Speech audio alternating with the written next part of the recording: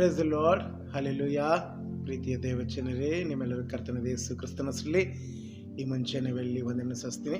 ಪ್ರಿಯ ದೇವಚನರೇ, ನಿನ್ನೆ ದಿವಸ ನಾವು ಕರ್ತನ ಶಿಲುಬೆಗೆ ಹಾಕಿದ ದಿನವಾಗಿ ನಾವೆಲ್ಲರೂ ಕರ್ತನ ವಾಕ್ಯಗಳನ್ನ ನಮ್ಮ ಸಭೆಗಳಲ್ಲಿ ಆ 7 ಸಪ್ತ ಸ್ವರಗಳನ್ನ ನಾವು ಧ್ಯಾನ ಮಾಡಿದ್ದೀವಿ. ಪ್ರಿಯ ದೇವಜನರೇ, ಇವತ್ತು ಕೂಡ ಕರ್ತನ ವಾಕ್ಯವನ್ನು ನಾವು ಧ್ಯಾನ ಮಾಡಿ ಈ ಪರಿಶುದ್ಧ ಶನಿವಾರ, ಇದು ಎಲ್ಲರಿಗೂ ವಿಶೇಷವಂತ ಒಂದು ಶನಿವಾರ, ಹೋಲಿ ಸ್ಯಾಟರ್ಡೆ ಅಂತಾರೆ. ಇದು ಪರಿಶುದ್ಧವಾದ ಶನಿವಾರ. ಈ ಶನಿವಾರ ದಿನ ಕೂಡ ನಾವು ಕರ್ತನ ವಾಕ್ಯವನ್ನು ಧ್ಯಾನ ಮಾಡಿಕೊಂಡು ಕರ್ತನಿಗೆ ಮಹಿಮೆಪಡಿಸೋಣ. ಪ್ರಿಯ ದೇವಜನರೇ, ಈ ಒಂದು ಸಮಯದಲ್ಲಿ ಆರಿಸಿಕೊಂಡಂಥ ಭಾಗ ಯೋಹಾನನ ಬರೆದ ಸುವಾರ್ತೆ 11ನೇ ಅಧ್ಯಾಯ 25-26 ವಚನಗಳನ್ನ ನಾವು ಧ್ಯಾನ ಮಾಡಿ ಕರ್ತನ ಮಹಿಮೆಪಡಿಸೋಣ. ಪ್ರಿಯ ದೇವಜನರೇ, ಇಲ್ಲಿ ನಾವು ನೋಡ್ತೀವಿ, ಯೇಸು ಆಕೆಗೆ, ನಾನೇ ಪುನರುತ್ಥಾನವೂ ಜೀವವೂ ಆಗಿದ್ದೇನೆ. ನನ್ನನ್ನು ನಂಬುವವನು ಸತ್ತರೂ ಬದುಕುವನು, ಮತ್ತು ಬದುಕುತ್ತಾ ನನ್ನನ್ನು ನಂಬುವ ಪ್ರತಿಯೊಬ್ಬನು ಎಂದಿಗೂ ಸಾಯುವುದಿಲ್ಲ. ಇದನ್ನು ನಂಬುತ್ತೀಯಾ ಎಂದು ಹೇಳಿದನು. ಪ್ರಿಯ ದೇವಜನರೇ, ಯೇಸು ಸ್ವಾಮಿ ಈ ಲೋಕದಲ್ಲಿ ಮನುಷ್ಯನಾಗಿರಬೇಕಾದ್ರೆ, ಮತ್ತೆ ಆತನಿನ್ನೂ ಶ್ರಮ ಮರಣಗಳನ್ನ ಅನುಭವಿಸೋದಕ್ಕಿಂತ ಮುಂಚಿತವಾಗಿ ನಡೆದಂಥ ಘಟನೆ ಇದು, ಹೇಳಿದಂಥ ಮಾತು ಇದು. ಏನು ಹೇಳ್ತದೆ ನೋಡ್ರಿ, ನಾನೇ ಪುನರುತ್ಥಾನವೂ ಜೀವವೂ ಆಗಿದ್ದೇನೆ. ಹಲ್ಲೆಲೂಯಾ. ಆತನು ನಾಳೆ ನಾವು ಪುನರುತ್ಥಾನ ಹಬ್ಬವನ್ನು ಆಚರಣೆ ಮಾಡಲಿಕ್ಕಿದ್ದೀವಿ. ಅಂದರೆ ಯೇಸು ಸ್ವಾಮಿ ಸಮಾಧಿಯಲ್ಲಿದ್ದು 3ನೇ ದಿವಸದಲ್ಲಿ ಮೃತ್ಯುಂಜಯನಾಗಿ ಎದ್ದು ಬಂದನು ಎಂಬುದಾಗಿ ನಾವು ಕರ್ತನ ಗಂಭೀರ ಮನಸ್ಸಿಂದಲೂ ಸಂತೋಷಭರಿತರಾಗಿಯೂ ಆರಾಧಿಸುವಂಥ ದಿನವಾಗಿದೆ ಪ್ರಿಯರೇ. ಅದರಿಂದ ಪ್ರಿಯ ದೇವಜನರೇ, ಇವತ್ತು ನಾವು ದೇವರ ವಾಕ್ಯ ಹೀಗೆ ಹೇಳ್ತದೆ ನೋಡ್ರಿ, ನಾನೇ ಪುನರುತ್ಥಾನವೂ ಜೀವವೂ ಆಗಿದ್ದೇನೆ. ನನ್ನನ್ನು ನಂಬುವವನು ಸತ್ತರೂ ಬದುಕುವನು. ಹಲ್ಲೆಲೂಯಾ.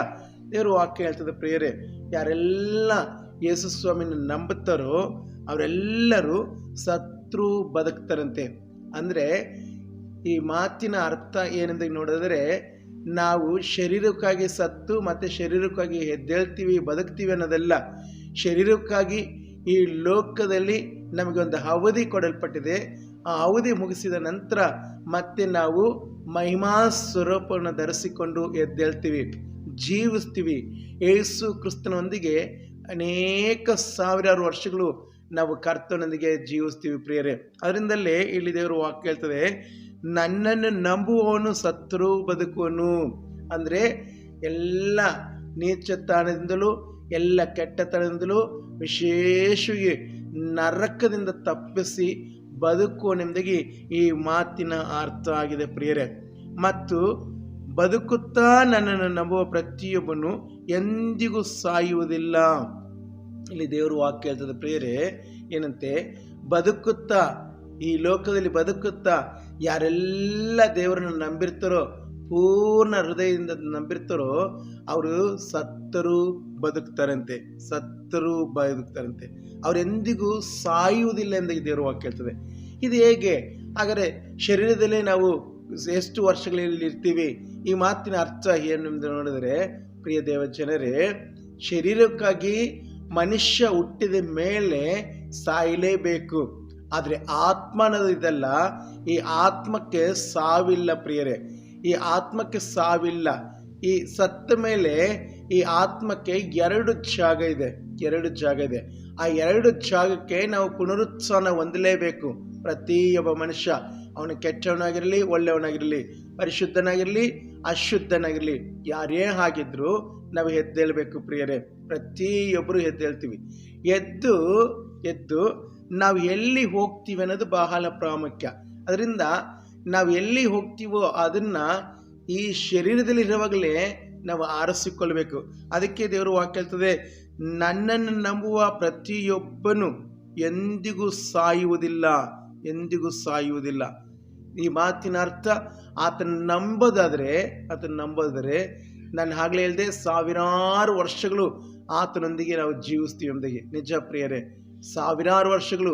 ಯೇಸು ಸ್ವಾಮಿ ಎಲ್ಲಿ ತನಕ ಇರ್ತಾರೋ, ಯೇಸು ಸ್ವಾಮಿ ಹೇಳ್ತಾರೆ, ನಾನೇ ಪ್ರಾರಂಭವೂ ಅಂತ್ಯವು, ನಾನೇ ಆದಿಯು ಅಂತ್ಯವು, ನಾನೇ ಕೊನೆ ಎಂಬುದಾಗಿ ಹೇಳ್ತಾನೆ ಪ್ರಿಯರೇ.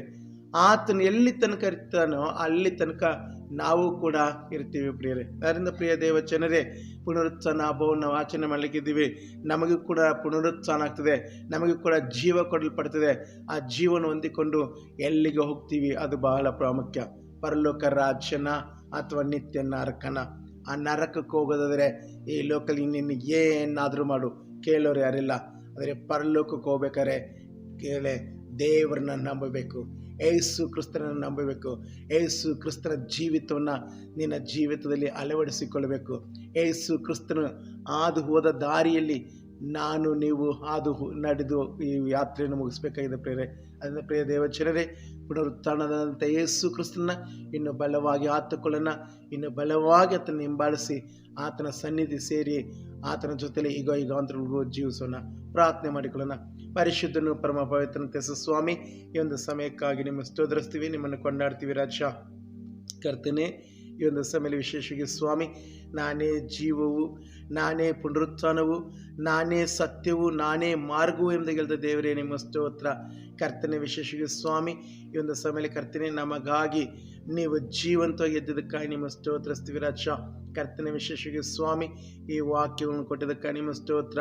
ಯಾರೆಲ್ಲ ಈ ವಾಕ್ಯವನ್ನು ಕರ್ತನೆ ಧ್ಯಾನ ಮಾಡ್ತಾರೋ ಅವರೆಲ್ಲರ ಜೊತೆಲಿ ಮಾತಾಡಿ ಅವ್ರಿಗೊಂದು ನಿರೀಕ್ಷೆಯನ್ನು ಕೊಟ್ಟು ಸ್ವಾಮಿ, ನಿನ್ನ ಮಹಿಮೆಗಾಗಿ ತುಂಬಿಸಬೇಕಾಗಿ ಕೇಳಿಕೊಳ್ತೀರ ರಾಜ.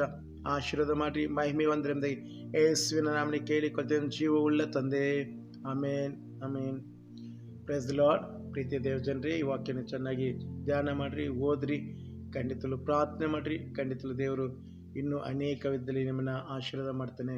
Price the Lord. God bless you. Amen.